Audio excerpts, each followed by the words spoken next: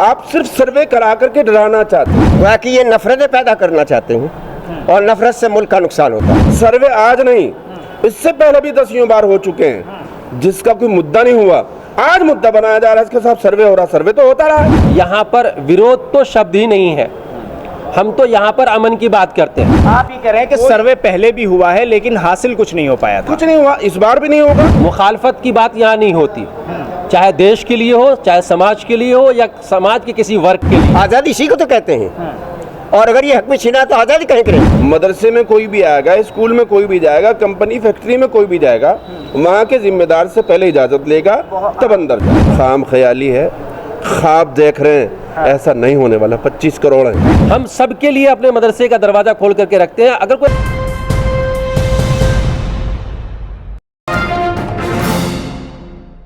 आपको मालूम है मुल्क के हालात इस वक्त क्या हैं। जगह जगह कोई ना कोई मुद्दा आपको ऐसा नज़र आ जाएगा कि जिस मुद्दे से जहन आपका भटकाया जाएगा, डाइवर्ट किया जाएगा और ज़रूरी मुद्दे उसके पीछे कहीं ना कहीं छूटते नज़र आ जाएंगे। ऐसे कई मुद्दे हैं। आप मदारिस की बात कर लें, आप ज्ञानवापी की बात कर लें, या उसके अलावा आप हिजाब मुद्दे की बात कर लें। तो अब मैं इस वक्त एक मदरसे में मौजूद हूँ, जाफराबाद का मदरसा बाबुल उलूम, बहुत ही मशहूर है।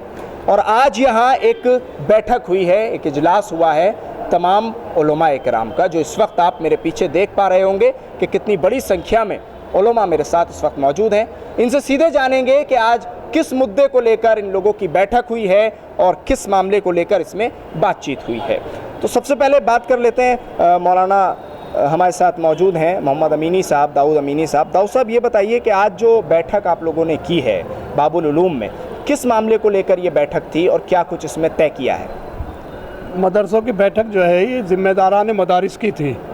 अभी जो मामले चल रहे हैं ज़्यादातर मदारिस के, कुछ जगह दिल्ली में भी मालूमातें की गई, तो यूपी में सर्वे चल रहा है। उसी पर हमारे अकाबिरीन जमीयत उलमा हिंद में प्रोग्राम था 6 तारीख को। उसके बाद दारुल देवबंद में आज जो हमने बुलाया, हमने भी दिल्ली के मदारिस को, उनके ज़िम्मेदारों को बुलाया है और उसमें तकरीबन 10 नुकात पेश किए हैं कि भाई इनके तहत आप अपने मदरसों को साफ़ सफाई, तमाम चीज़ों में हर तरह की सफाई होनी चाहिए। बैतुल खला हो, पेशाब खाने हो, वज़ू खाने हो, खाने की जगह हो, खाने पकाने की जगह हो। अच्छा, सरकार का जो सर्वे है वो भी 10 नुकात पर मबनी है और आपका भी सरकार ने तो आज पेश किया है। हमारे यहाँ जो है सफाई को आधा ईमान पहले से कहा गया है, आज से 1444 साल पहले से कहा गया है। सरकार तो आज कहती है। 10 नुक्ते आपके क्या हैं? 10 नुकात ये आप उनको जूम कर सकते हैं, ये देख लीजिए। आप अपनी स्क्रीन पर इस वक्त देख सकते हैं कि जो जिम्मेदारान हैं मदारिस के, उन्होंने जो ये 10 नुक्ते तय किए हैं, ये सब इसमें साफ तौर पर आप पढ़ पा रहे होंगे जो लिखा हुआ है। तो इन पर, ये तमाम चीज़ों पर गौर देने की बहुत ज़्यादा ज़रूरत है और इसी को लेकर आज ये बैठक मदरसा बाबुल उलूम में हुई है, जहाँ बड़ी संख्या में उलमा मौजूद हैं। मैं आपसे भी ये चीज़ यहाँ जानना चाह रहा हूँ कि ज़रूरत जो पड़ी आज आप लोगों को यहाँ जमा होने की, ख़ास तौर से ये बताइए कि मदरसों का जो सर्वे चल रहा है उससे कितना सहमत हैं आप? क्या वो सर्वे जो हो रहा है वो बिल्कुल होना चाहिए, या आप समझते हैं कि नहीं होना चाहिए था लेकिन फिर भी हो रहा है? नहीं, ज़रूरत की जहाँ तक बातचीत आपने की कि भाई आज की जो बैठक हुई है इसकी ज़रूरत क्यों महसूस हुई, राब्ता मदारिस दारुल उलूम देवबंद ने हम जो ये राब्ता बनाया है, इसमें सुबह दिल्ली जो है वो एक शाख है राब्ता मदारिस दारुल उलूम देवबंद की, और वक्तन फ़वक्तन राब्ते ने मीटिंग का इनेकाद किया और दिल्ली के तमाम मदारिस के ज़िम्मेदारान को बुलाने का काम किया और जो चीज़ें ज़रूरी है मदारिस के लिए उनसे मदारिस के ज़िम्मेदारों को आगाह किया। तो ये आज नहीं ज़रूरत महसूस की गई है, बल्कि ये पहले से ही मीटिंग होती रही है और इंशाअल्लाह आगे भी होती रहेगी। और मदारिस के सर्वे पर क्या कहेंगे? रही बात सर्वे की, तो इस सिलसिले में जमीयतुल उलमा हिंद जो मुल्क की सबसे बड़ी तंजीम है और तमाम लोगों का उस जमात पर अल्हम्दुलिल्लाह क़याम अव्वल से आज तक इत्तिफ़ाक़ है। उनके अकाबिरीन ने ITO में 6 तारीख़ को मीटिंग बुलाई सर्वे से मुतालिक, जो उत्तर प्रदेश के अंदर सर्वे चल रहा है, और फिर दूसरी मीटिंग का ऐलान दारुल उलूम के अंदर जो है करने का ऐलान किया। वो मीटिंग भी हो गई है। हमने उसी के पेश नज़र अपने अकाबिर व असलाफ़ के उस राय पर अमल आवरी के लिए दिल्ली के मदारिस के ज़िम्मेदारान को बुलाया है कि हमारे बुज़ुर्गों का जो भी फ़ैसला हुआ है, हमारे बड़ों का जो भी फ़ैसला हुआ है, हम उससे इत्तिफाक करते हैं और आगे जो भी उनका फ़ैसला होगा हम उस पर भी अमल करेंगे इंशाअल्लाह। लेकिन मौलाना सैयद अरशद मदनी कहते हैं कि भाई जो भी टीम आएगी उसका कहीं कोई विरोध नहीं किया जाएगा, पूरी तरह से उसका स्वागत किया जाएगा। पहले हम ये देख रहे थे कि कहाँ कहाँ टीम जब पहुँच रही थी तो कहीं ना कहीं कुछ मुसलमान बाहर आ रहे थे और विरोध कर रहे थे, ये क्यों कहा गया विरोध नहीं होगा?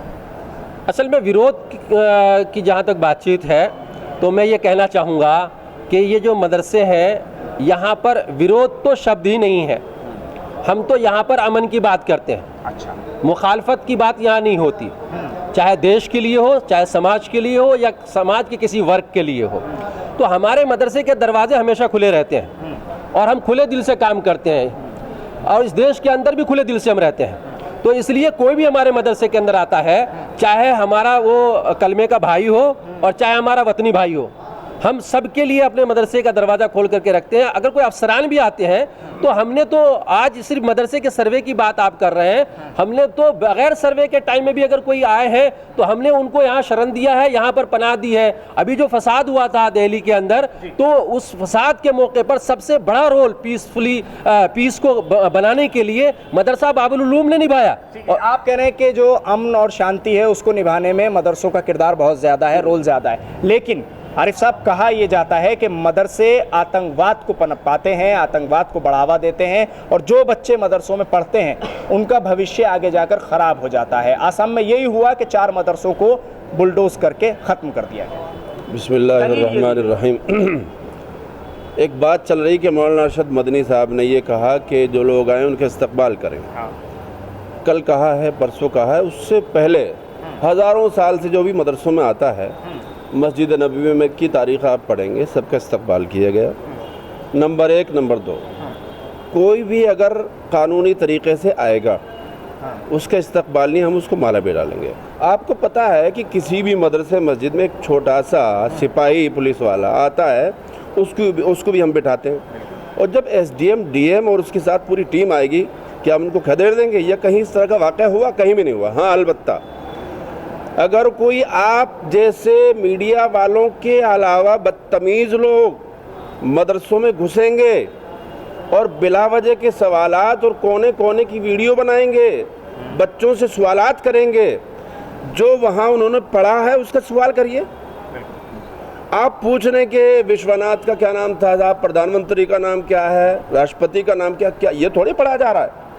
ये अगर आप वहाँ 12वीं क्लास के बच्चों से पूछोगे उनको भी मालूम नहीं। आप मदरसे में आकर के मदरसे में क्या सिखाया जाता है उसकी मालूमात करिए, पढ़ाने वाले कितने उनकी मालूमात करिए, आमदनी कहाँ से हो रही है नहीं हो रही है आप उस पर फिक्र करिए, लोगों से कहिए, इस मदरसों के साथ जुड़िए। आप सिर्फ सर्वे करा करके डराना चाहते हैं, नहीं, गलत आ गई ना वही बात। देखिए, सर्वे करा के खौफ पैदा करना चाहते हैं, ये बात तो आ गई। खौफ दिलाना चाहते हैं। मुद्दे ख़त्म हैं। हिंदुओं को सिर्फ ये कहा जा रहा है हमसे काम नहीं हो रहा है, लेकिन मुसलमानों को भी दबाया जा रहा है। अभी हम 3 साल और दबाएंगे, मदरसों का सर्वे करेंगे, पहले इनको बिठा दें, इनकी तालीम को, इनकी शनाख्त को ख़त्म कर दें, उसके बाद फिर आपको इनके घर, इनके मदरसे, इनकी मस्जिदें, उनकी तमाम चीज़ें खाली करा करके आपको दी जाएंगी। जो उनकी खाम ख्याली है, गलत है, उनको इससे सबक लेना चाहिए। सर्वे आज नहीं, इससे पहले भी 10 बार हो चुके हैं, जिसका कोई मुद्दा नहीं हुआ, आज मुद्दा बनाया जा रहा है, इसके साथ सर्वे हो रहा। सर्वे तो होता रहा है, ऑडिट हर महीने तैयार होता है और साल में रजिस्ट्रार के यहाँ पेश किया जाता है। आप ये कह रहे हैं कि सर्वे पहले भी हुआ है लेकिन हासिल कुछ नहीं हो पाया था? कुछ नहीं हुआ, इस बार भी नहीं होगा। इस बार भी नहीं होगा? इस बार भी नहीं होगा। आप यहाँ देख लीजिए, दिल्ली में आप कई मदरसों में गए होंगे, वहाँ निज़ामुद्दीन में जो वो मीडिया वाला आया था, उनको ये कहा कि आप इजाज़तनामा ले लीजिए, उसके बाद आ जाइए। फिर वो 50 मीडिया वालों को लेकर गया, उनके ऊपर हमला कर दिया। ये कोई तरीका है? मदरसे में कोई भी आएगा, स्कूल में कोई भी जाएगा, कंपनी फैक्ट्री में कोई भी जाएगा, वहाँ के जिम्मेदार से पहले इजाज़त लेगा तब अंदर जाए। बहुत सही आपने यहाँ ये मुद्दा उठा दिया, क्योंकि यहाँ तमाम जो इस वक्त आप अपनी स्क्रीन पर देख रहे हैं जो उलमा हैं, वो सभी किसी न किसी मदरसे के ज़िम्मेदार हैं, मोहतमिम हैं। तो आज ये बात भी यहाँ से तय हो जाएगी कि आपके मदरसे में अगर कोई मीडिया वाला आता है या और भी कोई दाखिल होना चाहता है जांच पड़ताल के लिए, तो वो कैसे दाखिल होगा? ये आरिफ साहब ने मुद्दा यहाँ दे दिया, सही किया, क्योंकि हमने इस पर स्टोरी भी की थी। हजरत आपसे मैं जान लेता हूँ, अगर कोई मीडिया वाला आना चाहे मदरसे में बातचीत करने के लिए, निज़ामुद्दीन में एक मामला हुआ था, मैं बहुत ज़्यादा तफसील नहीं बता रहा हूँ, वहाँ जबरन कुछ मीडिया कर्मी घुस गए थे 50 की संख्या में, और उन्होंने फिर मदरसे से अलग अलग तरह की चीज़ें निकालनी शुरू की और ये कह दिया कि हमारे ऊपर मदरसे के जो लोग हैं, इंतज़ामिया, उन्होंने हमला कर दिया। ये बताइए कि कोई ज़बरदस्ती अगर घुस रहा है आपके मदरसे में, क्या करें फिर आप? अगर आपके घर में कोई चोर आए तो आप क्या करेंगे? बिल्कुल मैं भगाऊंगा, भगाएंगे ना, वही काम किया, FIR करूंगा। वो ठीक किया उन्होंने, वो गलत नहीं किया उन्होंने। जब बगैर इजाजत के, बगैर उसके आप दाखिल होंगे, बगैर परमिशन के जा रहे हैं, एक आपका घर छोटा सा घर है, अगर उसके अंदर भी आप दाखिल हो, उसे भी हक है को क्या नाम रोकते, बिल्कुल हक है, तो ये हमारा कानूनी हक है, ये गलत नहीं है। अच्छा, तो आपकी ये वीडियो भी बहुत सारे लोग सुनेंगे। जी जी बिल्कुल। आप तमाम उन मदरसे के जो मोहतमिम हैं, इंतज़ामिया हैं, कमेटियां हैं, उनसे क्या कहना चाहें? क्योंकि एक बात ये निकली थी कि भाई मदरसे के गेट पर एक सिक्योरिटी गार्ड को अब हम बिठाना शुरू करेंगे ताकि कोई इस तरह से ना घुस सके। तो आपका पैगाम क्या है तमाम मदारिस के लिए कि ऐसा क्या किया जाए? क्योंकि हालात तो पुराशोभ है, इसमें कोई शक नहीं है। जी जी, हालात इसलिए पुराशोभ कहा ना आपने, तो पुराशोभ क्यों है, पहले इस पर सवाल है। पुराशोभ यूँ है कि इसको एक आर्डर दिया गया और ये कहा गुरुद्वारा मंदिर सब है, लेकिन निशाना सिर्फ मदारिस है। ये क्यों है? ये असल तशवीश की बात है। गोया कि ये नफरतें पैदा करना चाहते हैं और नफरत से मुल्क का नुकसान होता है। हम इसके सरासर खिलाफ हैं और हम इसका मुल्क और मिल्लत के लिए नुकसानदेह समझते हैं। ये मुल्क के लिए भी नुकसानदेह है और आवाम के लिए भी नुकसानदेह है। इस मुद्दे को कतई तौर पर ख़त्म होना चाहिए, इसके लिए हमें लड़ना भी चाहिए। ये मुल्क के मफाद के खातिर है और यही हमारी लड़ाई है। एक आखिरी चीज़ आपसे पूछ लेता हूँ, चलिए मैं जल्दी से, मदरसे का जो सर्वे कराने की बात आई है जी, आप क्या समझते हैं जो सर्वे हो रहा है सही तरीके से हो रहा है? मैंने आपको इसी बात कहा, सर्वे कोई मालूम नहीं हमें समझते, इसलिए कि अगर हक पर हम हैं तो हम डरेंगे कहीं से? हमें क्या डरना है? और रहा ये कि हमें मदारिस अपने चलाने का यह नहीं हक है। आज़ादी इसी को तो कहते हैं, और अगर ये हक में छीना तो आज़ादी कहीं की रहेगी? कई बार ये कह दिया गया कि इस बार 80 और 20 की लड़ाई है। कई बार ये कहा गया इलेक्शन से पहले, मुद्दा बना दिया गया है कि देखो मुसलमानों को दबाया जा रहा है, मुसलमानों को दबाएंगे, आप हमें वोट देते रहिए, जब ये यहाँ से भाग जाएंगे। खाम ख्याली है, ख्वाब देख रहे हैं, ऐसा नहीं होने वाला। 25 करोड़ हैं, कहीं नहीं जाने वाला मुसलमान। 25 करोड़ हैं। हज़रत मौलाना महमूद मदनी साहब का वो जुमला आपको याद है कि हम चाह करके रह रहे हैं, यहाँ ज़बरदस्ती नहीं रह रहे। हमने चाहा है कि इन मिंबरों की, इन मीनारों की, इन मस्जिदों की, इन मदरसों की खिदमत करनी है, आज भी करनी है, कल भी करनी है इंशाअल्लाह। मिटाने की कोशिश कोई करता रहे, खुद मिट जाएंगे। जी हजरत कुछ कहना चाह रहे हैं, जी बताइए। मैं ये कहना चाहता था कि जो आप बार बार कह रहे हैं कि मदारिस जो वो ये कर रहे हैं हुकूमत की, हम इसमें हुकूमत की नीयत पर शक करते हैं। इसलिए करते हैं कि वो आप इस मुद्दे को उजागर करके फैला कर सिर्फ अपनी कुर्सी को बचाना चाहते हैं। चलिए यही बात, इस बात पर ही मैं जानना चाहता हूँ, क्या जो हजरत कह रहे हैं आप उससे पूरी तरह से सहमत हैं? क्या हुकूमत अपनी कुर्सी को बचाने के लिए मदारिस को निशाना बना रही है? बिल्कुल, मदारिस को, और जो भी अक़लियती तबके के बारे में कोई इशू लाया जाता है, चाहे वो 3 तलाक का हो या कुछ भी हो, वो खालिस पोलराइजेशन करने के लिए और एक फ़िरक़े को खुश करने के लिए, कि ताकि उनका वोट बैंक महफूज रहे और वो खुश होते रहें और हमारी ये सत्ता चलती रहे। तो इन तमाम चीज़ों से जो मुसलमान है और हमारे अकाबिरीन और कायदीन है, जैसा हमारे साथियों ने बताया, कि इस सिलसिले में बिल्कुल घबराने वाले नहीं है।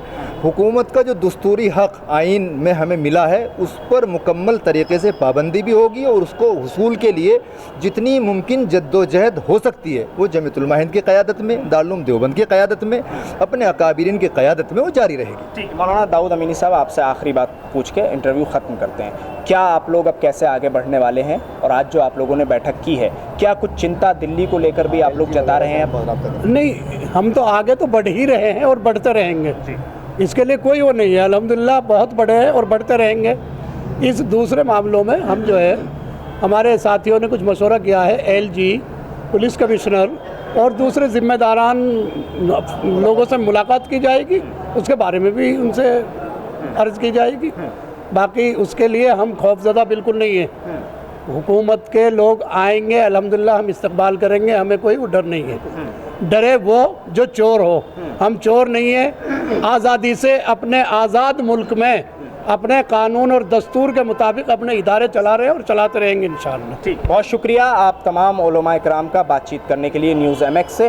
तो आपने सुन ही लिया होगा कि जिस तरह से दिल्ली पुलिस लगातार दिल्ली के मुख्तलिफ मदारिस में, अलग अलग मदरसों में फ़ोन करके ये जानकारी जुटा रही है कि मदरसा किसकी ज़मीन पर बना है, मदरसे में जो बच्चे पढ़ते हैं वो कहाँ कहाँ से आए हुए हैं, कब तक यहाँ रहते हैं, लोकल के कितने बच्चे हैं, तादाद कितनी है, और जो उनका सिलेबस है वो सिलेबस क्या है, और सबसे बड़ा सवाल पैसा मदरसे को चलाने के लिए कहाँ से आता है।